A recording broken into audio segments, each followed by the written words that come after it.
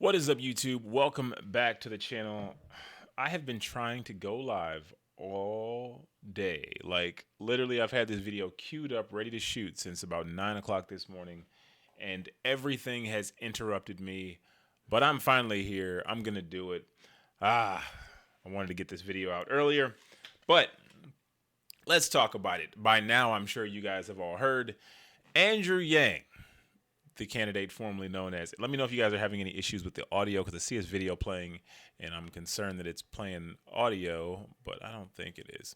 But Andrew Yang has reportedly been offered a VP position with the Mike Bloomberg campaign. Now, we've previously had conversations about who Andrew Yang could have been involved with regarding a potential VP position. And to me, the only person who it really ever made sense for it to have actually been is Mike Bloomberg. I mean, everyone else, they have, their party loyalties and their long ties, whereas Mike Bloomberg is sort of an outsider, not literally completely. He bought and sold all these politicians in the past. But as somebody who doesn't really care, like nothing can really affect him because he has so much money, he could be the one to bring in an Andrew Yang into an administration. But as we saw over the last week and a half after his disastrous performance in the first debate, there's absolutely no way that Andrew Yang, who a few months ago was talking to his wife, or whose wife came out as a victim of sexual assault, could possibly be associated with a Mike Bloomberg. So there is just no way that's going to happen. But I've got this clip for you. Shout out to the Zach and Matt show. They had posted this, which is great because it took me forever to try to find that video again. But I'll go ahead and play it. Short clip. It's only like 30 seconds or so. Then we're going to get into some polling data. We're going to talk about how it's not looking good for Bernie. Like, they're setting Bernie up right now. I see it lining up, but there's definitely some positive data in the numbers. So let's cue this thing up.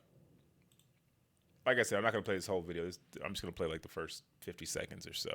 We have more breaking news. The Wall Street Journal is reporting tonight that Michael Bloomberg's campaign has reached out to former Democratic presidential candidate Andrew Yang, courting his endorsement and floating the possibility of Yang being his running mate. If only we had Andrew Yang here. Oh, hi, Andrew Yang. Hey, Anderson, how are you? Hey, Andrew is now a CNN political commentator. Obviously, I know the kind of person you are, and you're probably not going to talk about a private conversation. What can you say about this, or what would you want to say? What I can say is that multiple campaigns have reached out, and it's flattering to be considered for a VP role or any role in someone's campaign.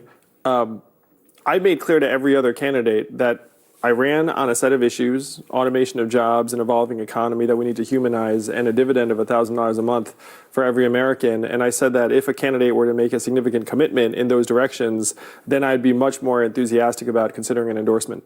So you didn't really indicate yes or no to anybody on anything other than these are the issues I care about. I would like to see those issues. Well, I've publicly said a couple of things. Number one, I will support whoever the nominee is. And number two, I am very enthusiastic about having the democratic process play out and to decide who the nominee is. But also, if someone decides to support the ideas that were central to my campaign, that would go a long way towards making me consider an endorsement. All right. So that is Andrew Yang's immediate statement. But, there was a little bit, I guess, of a backtrack on the Bloomberg side because I could not find the original. I think it's Wall Street Journal who reported this because, you don't have a membership to everything. But you got to have a membership to actually read that article. But there's two different pieces. One, this is the CNN, or this is a Fox News piece. One, there's the CNN piece where they're referring to that particular our interview with Anderson Cooper.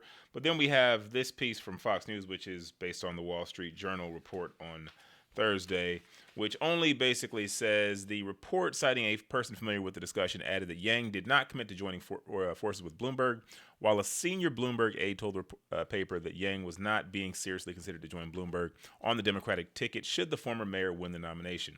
A source close to Yang told Fox News Tuesday that Bloomberg and Yang spoke after Yang dropped out of the Democratic race following the New Hampshire primary results earlier this month, but could not confirm about the conversation. That the conversation touched on any kind of endorsement. So basically what you see there is the Bloomberg campaign kind of distancing himself, saying, whoa, hold on, fam. I didn't say VP. We had that video come out, the Bloomberg video, after Andrew had dropped out initially, which, I initially, found out about it. And then I was like, oh, this is like an actual courting video. They didn't just say, thank you, Andrew Yang. Congratulations for participating in the race. It was like, come on, Yang Gang, join the Bloomberg campaign. Like, it was an actual, that was a courting video. That's the kind of video you play for somebody who you want to come join your team. That's the come on back to Cleveland LeBron video. Like, that was a real video. But now it looks like the camp is back, walking it back. And then you see Andrew Yang come on here on Thursday night, I guess, and he's like, whoa, hold on. Who says it's just Bloomberg? Lots of people want the kid. Relax. Like, I'm a high demand asset out here. He said multiple presidential campaigns have reached out to him about potentially supporting their campaign.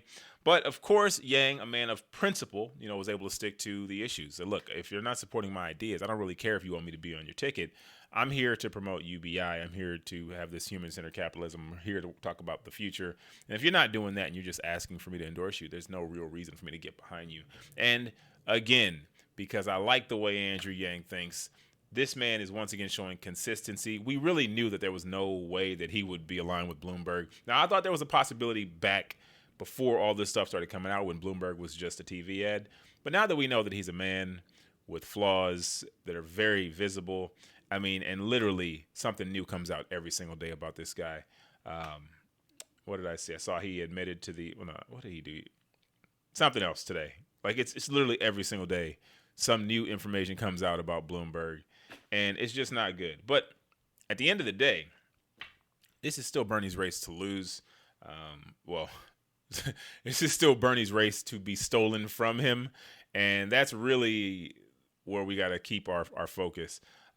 So we have new polls coming out, a new Fox News report, a new Fox News poll shows Bernie Sanders is running away with this thing with the plurality, not the majority, meaning that he has the most of the available delegates, but he doesn't have like over 51%.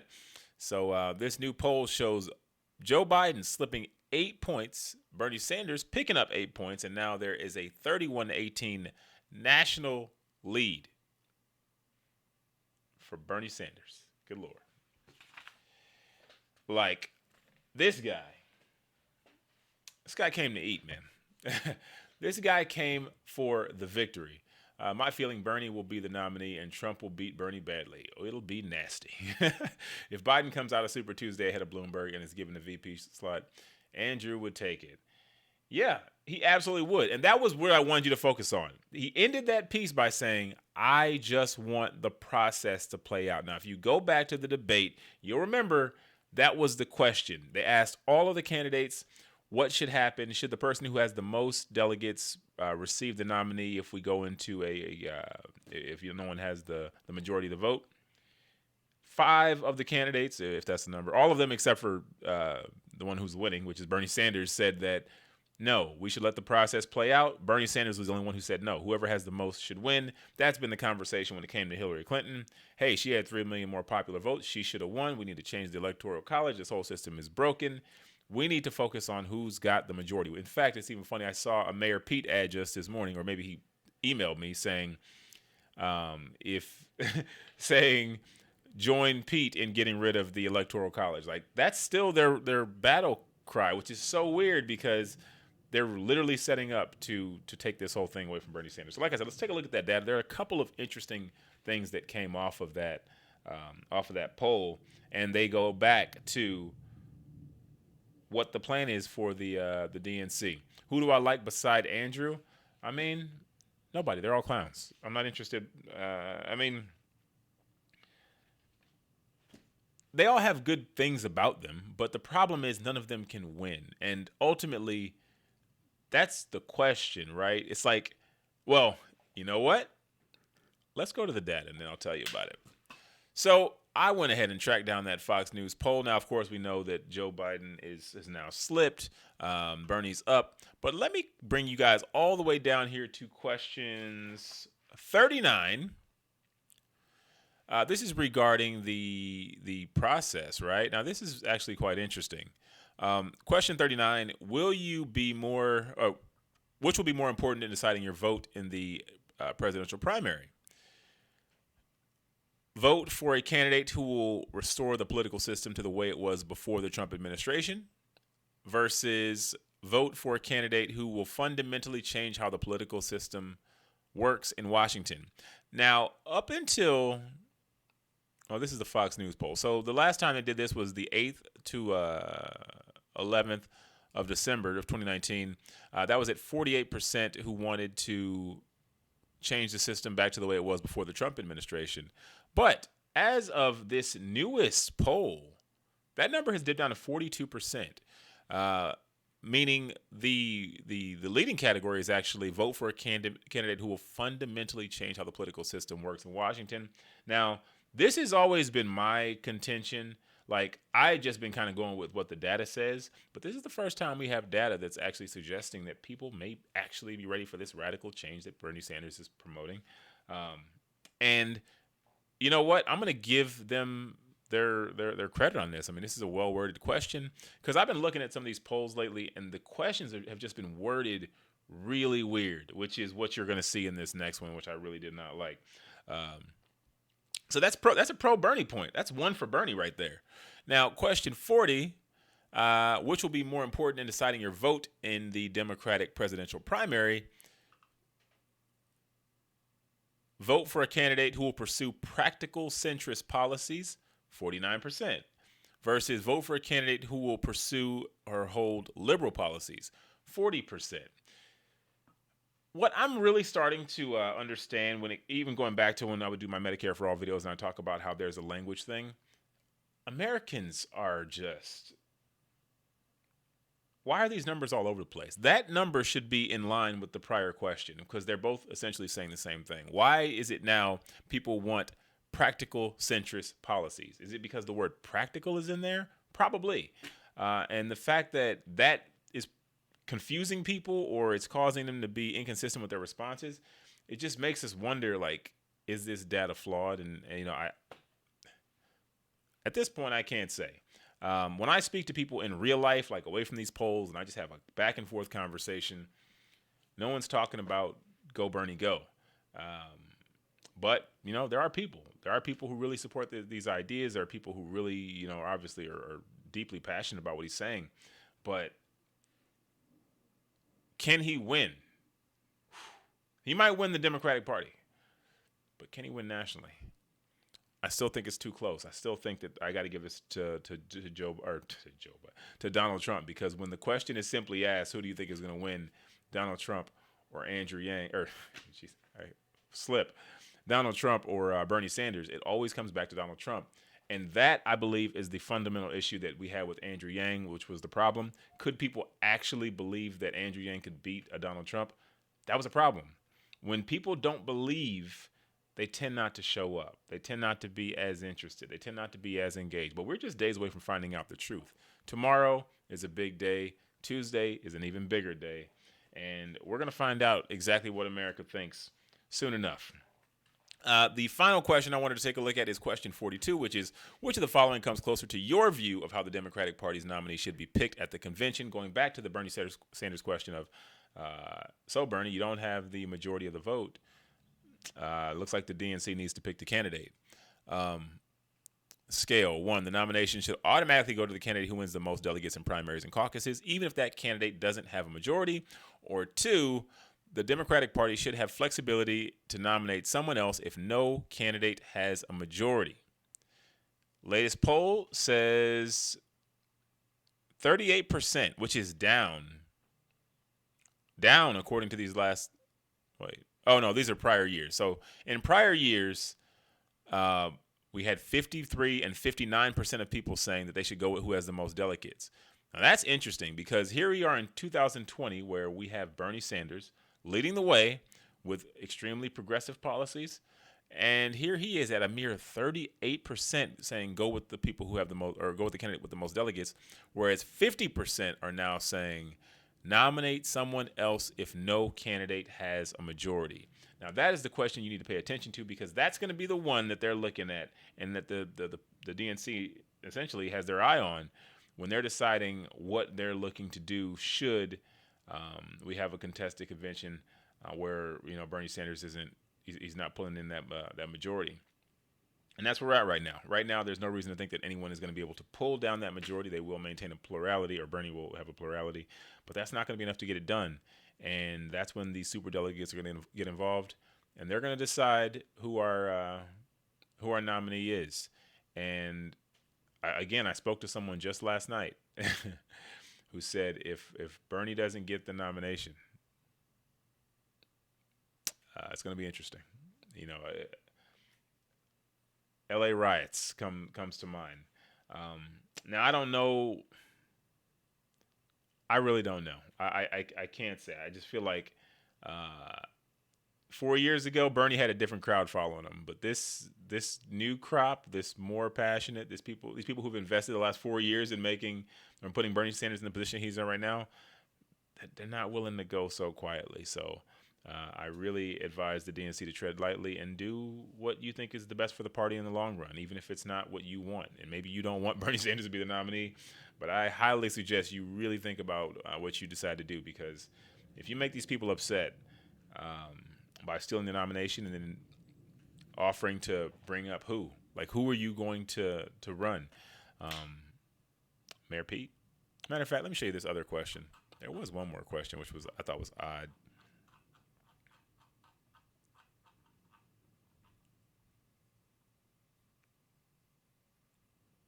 Where is it? It was like, who don't you like? Wait a minute. It gave Mayor Pete this weird favorability thing, and I was just like, what? Is that where we're going? We're going to just give it to Mayor Pete? What is it? No, that's who you would like to see as the nominee. It wasn't that one. Second choice, we got Mayor Pete at 15, Joe Biden at 19, Elizabeth Warren at 15. Bernie Sanders' second choice right now is at 17%. So I mean, he's doing well overall. Are there any Democratic candidates who you would refuse to support in the race against Donald Trump in November? I would support any of them, none or no one, 45%. Yes, Mike Bloomberg. Why is Mike Bloomberg and Bernie Sanders tied for the candidate who people would not vote for against Donald Trump? It's just these weird numbers. These polls are just odd. You got to take them definitely with a grain of salt. But based on what I'm seeing here and based on what I've seen, kind of trending across these things, I just don't see Bernie pulling it off. But if the DNC does anything to take that nomination away from him, then they're gonna have a problem. I find it funny they spent the last 4 years bragging that HRC won the popular vote and DJT is illegitimate. Now the same people say the person with the most votes shouldn't necessarily get the nomination. Exactly, and that's why I said I can't. They're going to use that question. They're going to use that Fox News poll. It's going to be cited at some point here in the next week. Probably tomorrow when they're covering the voting in South Carolina. So it's definitely going to come back up. And if the coronavirus comes here at the level of outbreak, Trump will lose. If it's already is the coronavirus going to come here? I don't know. I mean, they're saying it's already here. Actually, I just saw that somebody posted on Facebook that 2 people in Oklahoma have been tested for coronavirus, and I saw someone else in California. Wash your hands, wear a mask. After all the supporters of Yang, Bernie Tulsi spent months knocking doors in the wind, rain, snow, spending their time and money for the DNC to just give the campaign to Bloomberg. Holy snap. Well, I mean, how can you feel passionate or comfortable being a part of that party? You know what I mean? That's what I'm saying. The party is going to have to do what's best for the party. They can't focus on what's best for individual congressmen and senators. That's not going to work, because if you lose people here 2 elections in a row where they just feel like their vote doesn't matter, if that's all we have left in this society is that our vote matters, and they take that away, it's going to be real tough for people to care. You know what I mean? Why would you? Why would you care? Why would you want to be a part of this charade if they're openly telling you that our politics can be bought and sold? Your vote doesn't matter, and we're willing to give it to whoever is the highest bidder. Who is the burner's second choice? This one doesn't actually have it broken down that way. It doesn't have it broken down by candidate second choice. It just has second choice for the total ballot.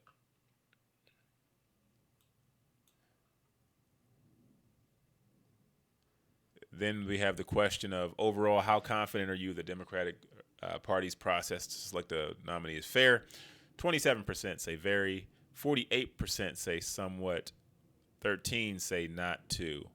So, I mean, these are just not strong numbers. These aren't numbers from a crop of people who feel confident in the process in general. And I just think we're gonna continue to see that, man. I just don't think the turnout's gonna be like I saw it was high in Nevada, but I feel like it's gonna drop. And if people are confident that Trump's gonna win, I feel like it's just gonna make it even lower. You got the question about the medical records, of course. People say they should release their tax returns. Yeah, people say they should.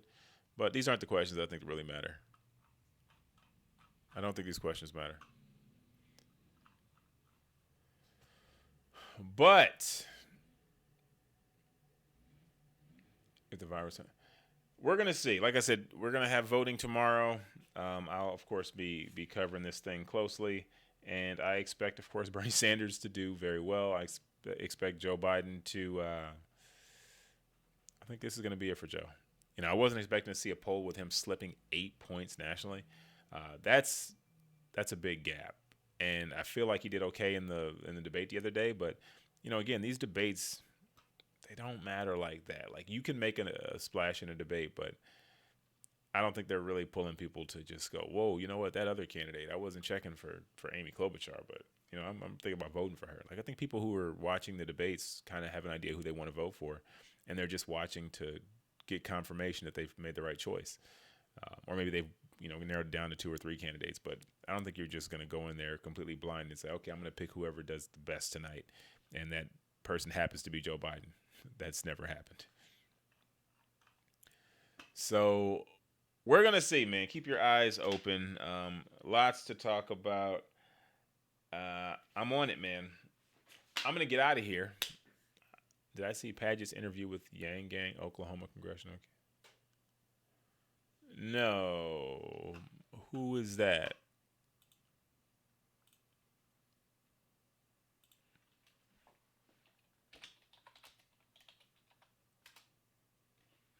Who did she interview?